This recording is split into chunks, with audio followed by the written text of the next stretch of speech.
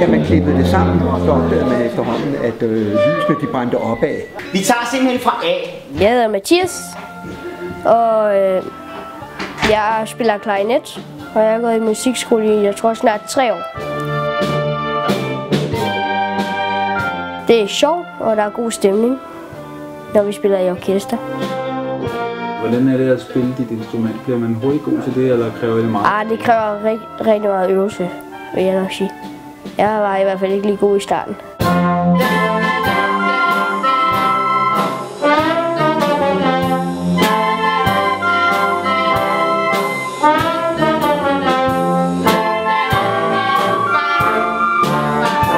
Jeg hedder Niels Pergaard. Jeg har spillet trækperson i 4 år.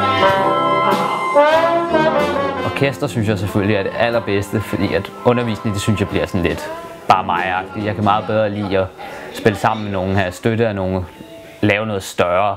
Det synes jeg er virkelig fedt.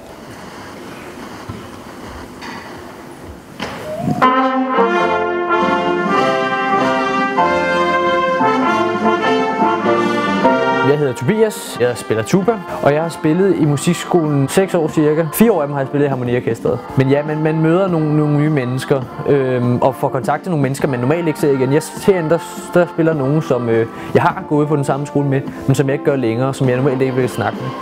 Og det er jo meget, at man får set dem.